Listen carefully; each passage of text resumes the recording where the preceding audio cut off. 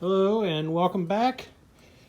And alright, so previous video we had the driver's side pillar all done. So then now I have the passenger side pillar done.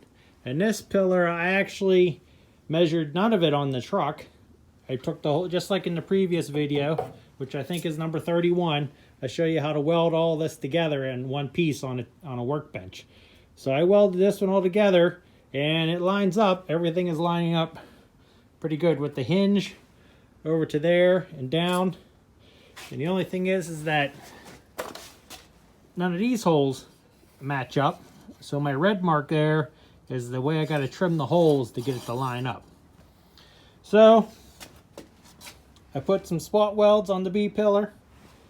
C pillar is all put together, and that was a big, it didn't, the other side went together so nicely. This one was a big pain in the butt. I think it's because I have less space and I'm trying to work all around everything. But that's all welded in. I do have to weld up that one little spot there, but it's not bad. But it's all bolted in. It's pretty solid and it's not going anywhere. And, oh, also I cleaned up the chassis and I painted it.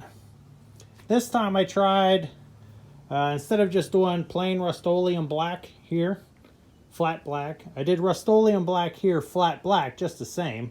But I tried to put some hardener in it and some acetone so it spread on a little easier and dry a little faster, which it did dry. It dried up a lot quicker. And it feels pretty smooth on there too. Not as chunky as whenever you put it on, paint on straight. Which this is it. You could tell there's a different color too. It makes it darker, not darker, but shinier with the hardener in it. But that's also all dust and dirt right there too. So when it cleans up. But anyways, this is the chassis. Nobody's going to see it anyway. So I cleaned it all up. I didn't have to weld nothing underneath the chassis. So the chassis is all good through here. And we're all painted on this side and all painted on that side now. The only thing to do is around the transmission I'm going to be painting, but that's going to be later.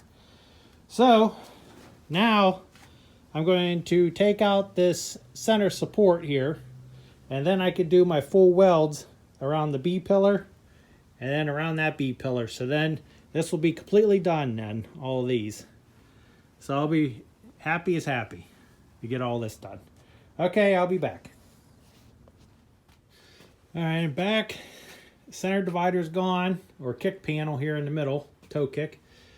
B pillar completely welded and primed. C pillar over there completely welded and primed up, ready to go. This one's completely fully welded. Oh, also that was completely fully welded around here. This one's been done for a while, but it's all primed.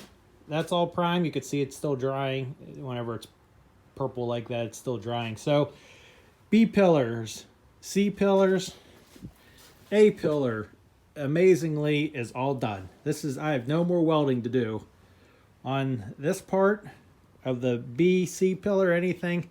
Those are all done, completely done. So I'm amazed and I can't believe it. I'm almost speechless and I don't know what to do with myself since I don't have anything to weld. So, and you may have heard my other videos. And this one, well, this now I'm going to talk about it some more. So I don't know if you remember before, but I said up here how this has kind of got a gap up here. This doesn't close. I could crank it down with some bolts and get it to go down, close on it, you know what I mean, to fill that gap up. So as I'm looking and I'm thinking, I wonder why that's up so far or whatever, because this point here, this point, this crease, and this crease all line up perfectly with each other. But I put a straight edge going straight across here, and I did it on the other side too. The other side, it's perfect going from this edge to there to there. So something isn't right up here, you know what I mean? There's something wrong with the roof, that's why I have a gap up there. So then I thought, well, let's look back here. So I come back here and I notice the roof here has a gap. You probably can't see it on film or whatever, but this gap here where the roof hits onto the side is actually smaller than this here, which makes the front end go up with the door pillars. door pillar's there, pushes up. There should be a seal underneath here, which is gone. And then down here, also, same thing. It's supposed to have a seal inside there. Seal inside here, but there's no seal at all. You can't really see through there, but see the gap here? You come back and look at the gap back here. If you can notice that on the camera, I don't know, but this is a lot lower, this is a lot smaller. This gap right here with the capping to where this one is. You see how it's up higher? This seal inside here needs to be replaced for the sides and then also for the roof.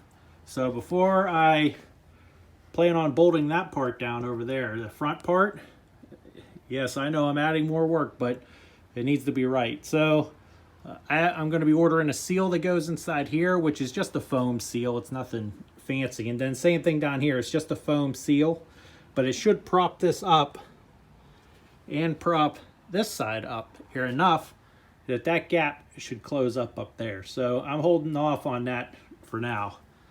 So that's one of the plans. That's going to be another project coming ahead. I'll show you as I take that apart. And like I said, all my welding is done. So all I have to do is mechanical work now. So I'm not sure. Well, the first thing, probably before I start working on mechanical stuff, is I'm going to work on the wiring a little bit. Because I have a wiring harness that I drew up and I designed with relays and a fuse panel, because Land Rovers only have 2 fuses for the whole truck, and I don't like that. So I'm going to take the wiring harness out and come over here, wiring harness out of this side, and I go over here. You can see all this mess of wires here that most of these go run towards the back and everything. So there will be a separate video on wiring, but the first thing I'm going to do is take this wiring harness out, and that'll be a whole other video about wiring. I'm not going to put it in this one. But so probably the wiring I'm going to do next, and start cleaning up the engine area. As you can see, there is an engine. I almost forgot there even is one, because there's all I ever been doing is welding. So I'm going to take that wiring harness out now. All right. Okay, so I took the wiring harness out. You can see how nice and open that is now. And then it gives me a chance to actually clean this all up and paint the inside of the center of the dash too. So that's a good idea. So also I'll be doing the gauges too, but that'll be part of the wiring video as well. But so I can clean this up, so that's out. And over here, all the wiring's now gone from the engine compartment area.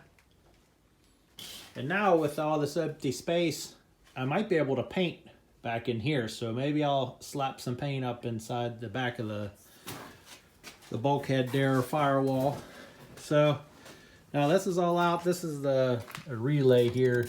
That'll be in the other video as well. But I kind of like it not having any wires. I wish I didn't have to put any wires back in there, because then it would be a lot nicer, a lot more open space. So the wiring harness is right here. It's an organized mess right now, but I'm going to put it all together and lay it out on a table and everything and take a closer look at it. And here's all my tags that I used. They all fell off, which doesn't matter because I'm going to be using my own wiring harness. There's the glow relay, high beam light, just a few tags that I had, because I tagged it all because I didn't plan on doing the wiring harness, but now I'm at this point. I just want to have all brand new wires so everything works, so I don't have to mess around. One other thing, see if it's laying around.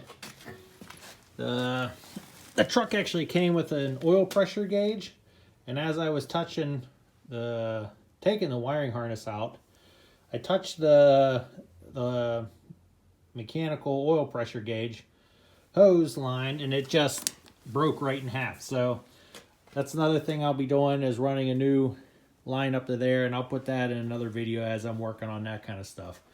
But another thing, you know, like I mentioned already in the video, if I'm not welding something, I don't know what to do with myself. So after all these years, so with the welding done, I've been working on a list So I've seen other guys do this in other videos and other builds type things, but for some reason people like to write on the truck, which makes no sense to me. So what I did is I just got some paper and I started writing things down, like let's say like the rear brake drums, I got to do that. And then like the rear axles and all this kind of stuff, the transmission mounts, gauges, tie rods, you know, all this little stuff, brake pipes. I got to paint the seat box, just little stuff here and there, the exhaust. I got to fix the exhaust manifold too and the rad support. So this is my list I'm going to be growing. And here's my pencil, taped it up. So then I can write, mark things off, and then just leave it there. That's a little trick I do at work too for whenever I'm designing stuff. So anyways, okay, so there's a work list I'm going to start working to. Start getting all these little jobs that I have to do, like the back rear drums and everything like that, and got spacers for the bolts, but that'll be in the next video. So this video is kind of done with. It's been long enough just me babbling on, so keep an eye out for number 2 for the wiring harness.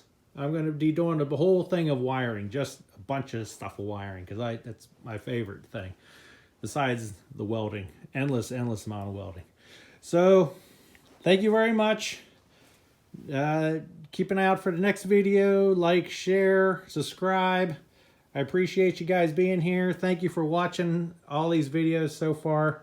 Really appreciate it. And keep an eye out for the next one. Thank you very much. Bye-bye.